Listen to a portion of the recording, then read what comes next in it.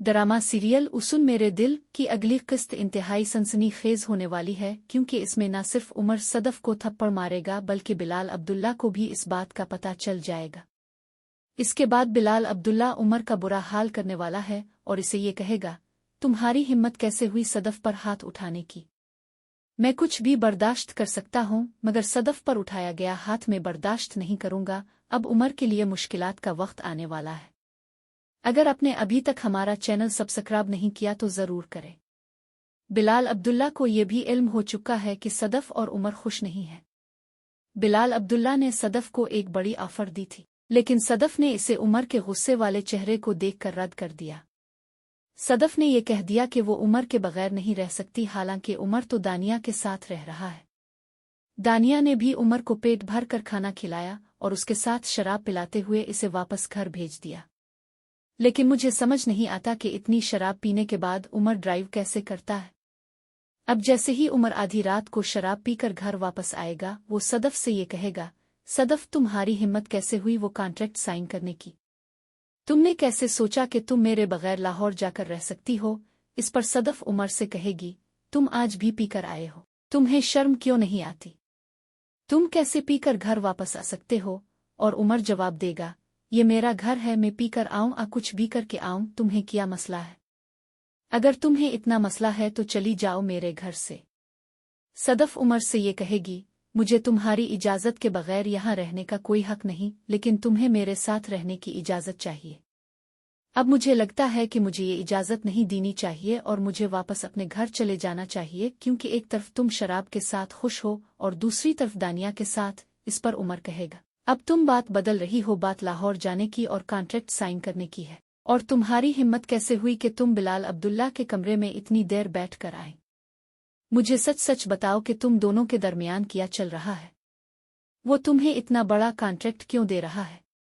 तुम्हारी शादी थी तो इसने सलामियां देना शुरू कर दी, तुम्हारी शादी थी तो वो सब कुछ छोड़कर यहाँ आ गया। तुम्हारे लिए इसने 8 करोड़ दिए, तुम्हारे भाई का इलाज करवाया और तुम्हारे होने वाले शौहर को डिप्टी GM बना दिया। तुम पर उसकी मेहरबानियां खत्म क्यों नहीं हो रही। मुझे सच सच बताओ सदफ, तुम दोनों के दरमियान क्या चल रहा है। लेकिन सदफ उमर को नहीं बताएगी कि इसने इनकार कर दिया है। वो उमर से ये कहेगी, हाँ मैंने वो कॉन्ट्रैक्ट साइन कर लिया है और मैं अब लाहौर जा रही हूँ और मैं नहीं चाहती कि अपनी जिंदगी तुम जैसे शख्स के साथ गुजारो।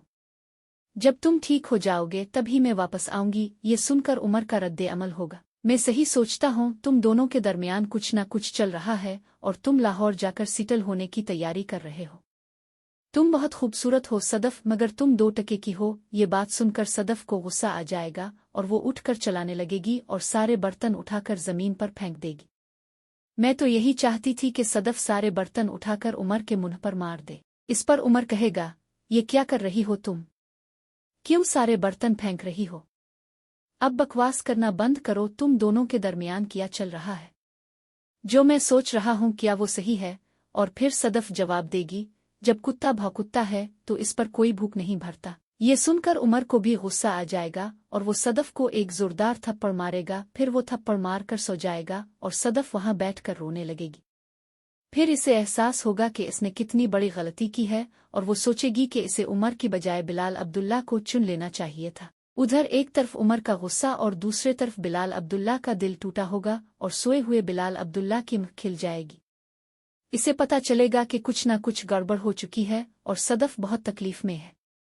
सदफ भी अब ये फैसला कर लेगी कि वो उमर के साथ नहीं रह सकती और लाहौर शिफ्ट हो जाएगी, क्योंकि अब इसे 1 साल तक उमर से दूर रहना ही होगा। अगर वो अपना रिश्ता बचाना चाहती है तो इसे उमर को अभी के लिए अकेला छोड़ना होगा। दूसरी तरफ हमशा अपने एक्स फैंसी से मिलेगी और वो पूछेगा, हमशा कहाँ तक पहुंची बात तुम्हारी, क्या तुमने इसे बता दिया कि तुम मुझसे मोहब्बत करती हो।